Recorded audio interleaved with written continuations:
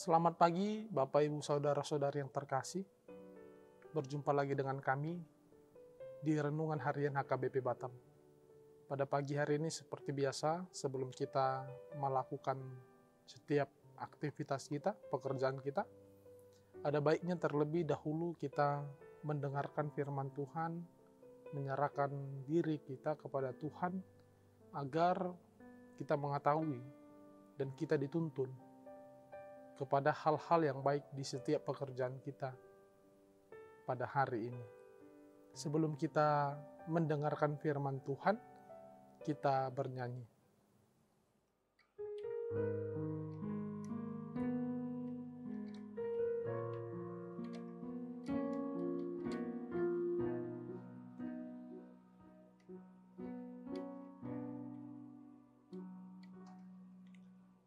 Aku mengasihi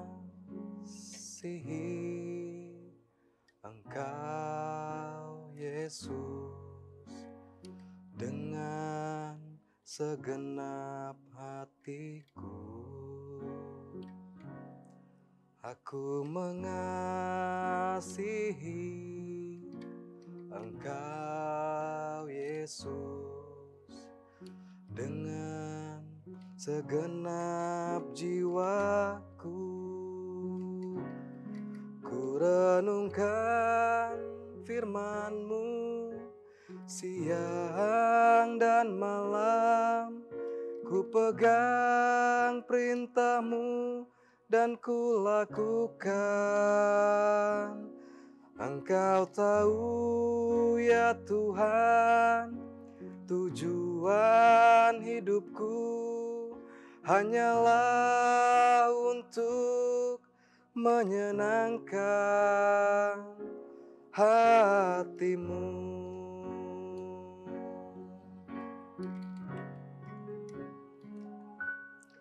Aku mengasihi Engkau, Yesus, dengan segenap hatiku. Aku mengasihi Engkau, Yesus, dengan segenap jiwaku.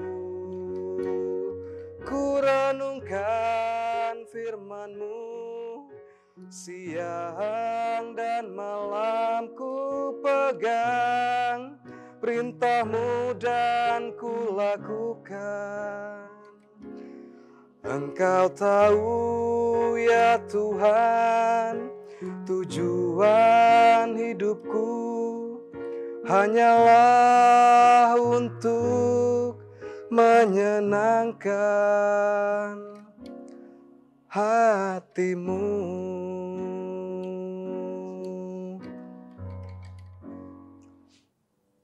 Kita berdoa.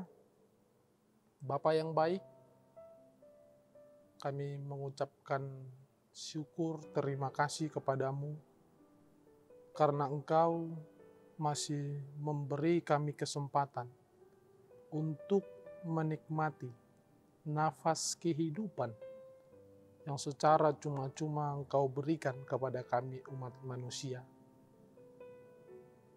Oleh karena itu Tuhan, sebelum kami melakukan pekerjaan kami, aktivitas kami pada hari ini, terlebih dahulu kami menyerahkan diri, hati, dan pikiran kami kepadamu untuk mendengarkan firman-Mu.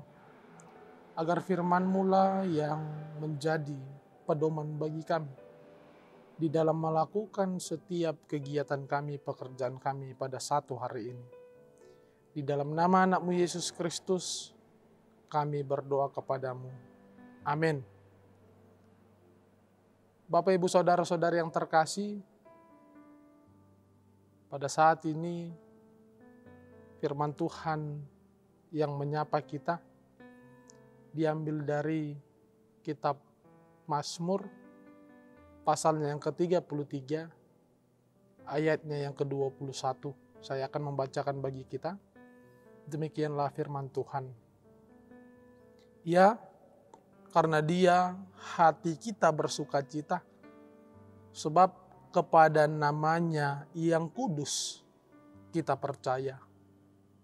Ya, karena Dia hati kita bersukacita, sebab kepada nama-Nya yang kudus kita percaya. Demikian firman Tuhan. Bapak, Ibu, Saudara-saudari yang terkasih dalam nama Tuhan kita Yesus Kristus, rasa jengkel menghadapi orang lain itu sudah menjadi makanan kita sehari-hari.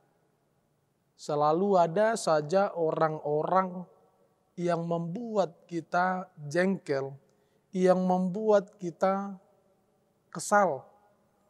Ketika kita menghadapi orang-orang tersebut, kita sering merasa seolah-olah kita sedang diperhadapkan dalam situasi ujian kesabaran.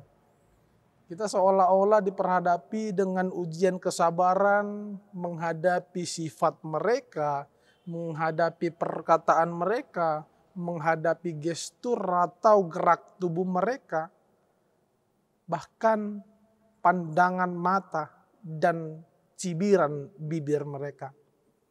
Bapak, Ibu, Saudara-saudari yang terkasih, hal-hal tersebut dapat kita jumpai di kalangan tetangga, di ruang lingkup pekerjaan kita, yang di sekolah pun bisa kita hadapi hal-hal tersebut, di jalanan, bahkan kita juga dapat menghadapi hal-hal tersebut di setiap tempat. Tidak hanya terhadap orang lain, tetapi sering sekali di dalam keluarga kita sendiri pun kita berhadapan dengan yang namanya kekesalan. Istri yang kesal dengan suami, istri yang kesal dengan keburukan-keburukan yang dilakukan oleh suami. Mungkin keburukan-keburukan tersebut contoh kecilnya mendengkur saat tidur, atau membuang pakaian yang kotor di sembarang tempat, atau masuk ke rumah tanpa melepaskan sepatu terlebih dahulu. Atau sebaliknya, suami yang kesal dengan istri yang terlambat membuat sarapan, suami yang kesal dengan istri yang hanya memandang bahwa istrinya ini hanya menghabiskan waktunya dengan hobi-hobinya, terlalu sibuk di luar, dianggap kurang peduli dengan dirinya, dan hal-hal yang kecil yang lainnya. Yang mau saya katakan Bapak, Ibu, Saudara-saudari yang terkasih, kesal itu sudah menjadi bagian dalam kehidupan kita. Tetapi yang menjadi pertanyaannya, haruskah kita membiarkan yang namanya kekesalan, membiarkan yang namanya rasa emosi, rasa kesal, menghilangkan sukacita di dalam kehidupan kita? Yang menjadi pertanyaannya, apakah kita membiarkan kekesalan itu merampas yang namanya sukacita di dalam kehidupan kita? Haruskah kita menjadi sesosok yang emosional, yang selalu mengajak berantem, bertengkar, berdebat suami atau istri, teman atau sebagainya? Bapak, Ibu, Saudara-saudari yang terkasih, saya ingat ucapan perkataan dari salah seorang teman yang mengatakan begini. Bagaimana mau happy kalau semua orang ini ternyata membuat kesal? Bagaimana caranya saya bersukacita, happy, kalau semua orang yang berada di tengah-tengah kehidupanku itu mengesalkan? Nah, yang mau saya katakan dari hal tersebut, jika kita mendasarkan sukacita kita kepada manusia, saya bisa mengatakan, saya bisa menjamin bahwa lama-kelamaan kita tidak dapat merasakan yang namanya sukacita. Karena apa? Karena pada dasarnya manusia bisa mengecewakan kita. Jangankan orang atau sahabat kita yang tidak ada memiliki hubungan keluarga. Keluarga kita sendiri pun dapat membuat kita tersinggung, membuat kita kecewa. Bapak, Ibu, Saudara-saudari yang terkasih, oleh karena itu saya ingin menawarkan satu hal kepada kita, yaitu firman Tuhan pada pagi hari ini yang mengatakan kepada kita, ya, karena Dia hati kita bersukacita. Di dalam Mazmur 46 ayat 2 juga mengatakan Allah itu bagi kita tempat perlindungan. Allah itu bagi kita adalah kekuatan. Allah itu bagi kita penolong. Penolong dalam kesesakan. Ini yang mau saya tawarkan bagi kita pada saat ini. Allah itu bukan hanya sebagai tempat perlindungan bagi kita, tetapi Allah itu adalah sukacita yang sejati. Allah itu adalah sumber daripada sukacita dan bukan dari manusia. Artinya apa?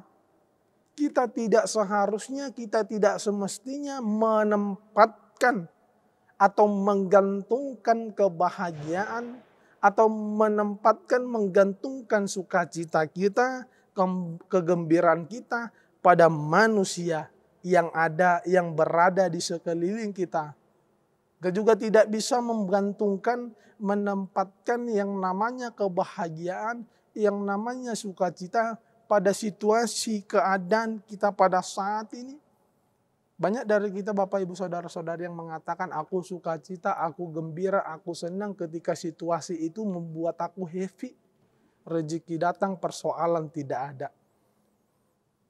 Itu yang ada di mindset kita pada saat ini. Tetapi ketika rezeki kita kurang beruntung atau permasalahan datang ke dalam kehidupan kita, kita akan mengatakan sulit untuk bersukacita, sulit untuk bergembira ketika aku berada di tengah-tengah penderitaan. Karena apa?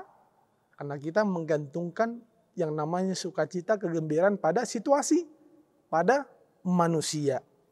Oleh karena itu saya ingin menawarkan bahwa seharusnya kita menggantungkan sukacita kita, kegembiraan kita, kebahagiaan kita kepada Allah yang sudah pasti tidak akan mengecewakan anak-anaknya. Pemazmur mengatakan di dalam nats kita pada pagi hari ini, ya, karena Dia hati kita bersukacita. Sebab kepada namanya yang kudus kita percaya. Hati kita bersukacita bukan tergantung dari orang lain. Hati kita bersukacita bukan tergantung situasi apa yang sedang kita hadapi. Tetapi tergantung dari sejauh mana kita percaya pada Tuhan. Bapak, Ibu, Saudara-saudari yang terkasih, masalah boleh hadir, tetapi sukacita tidak boleh hilang karena masalah. Orang lain boleh saja membuat kita jengkel, membuat kita kecewa, membuat kita kesal. Tapi orang-orang tersebut tidak boleh merampas sukacita dari dalam diri kita. Mengapa? Karena sukacita sesungguhnya berasal dari Tuhan, bukan dari orang, dan bukan dihasilkan oleh situasi yang kita hadapi. Kita boleh belajar dari Rasul Paulus dan rekan-rekan sepelayanannya. Mereka tetap teguh, mereka memiliki sukacita, mereka memiliki kerinduan untuk mewartakan kabar tentang Yesus Juru Selamat di tengah-tengah penderitaan mereka. Di tengah-tengah kesengsaraan mereka, yang mereka hadapi di dalam mewartakan kabar baik tentang Kristus, mereka diperhadapkan dengan hukuman rajam, disiksa, ditangkap, bahkan salah seorang dari mereka menjadi martir. Tetapi kita bisa lihat, semua penderitaan, siksaan yang mereka hadapi tidak dapat merampas sukacita mereka sekalipun. Ketika mereka pun disiksa, dipenjara, ditangkap, dihina, dirajam, hal-hal tersebut tidak dapat merampas yang namanya sukacita di dalam kehidupan mereka. Paulus memberi alasan kepada mereka, kepada kita. Mengapa mereka senantiasa sukacita walaupun kehidupan mereka di dalam penderitaan. Alasannya begini.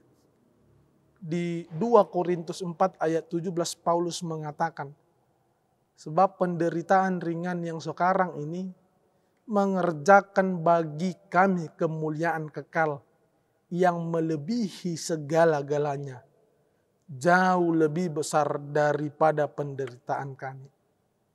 Paulus bisa mengatakan hal demikian karena cara pandangnya kepada Allah yang berbeda. Karena mereka mendasarkan sukacita mereka kepada Sang Pemberi yang sesungguhnya. Bapak, Ibu, Saudara-saudara yang terkasih, orang yang menjengkelkan, orang yang mengecewakan kita akan terus ada di dalam kehidupan kita.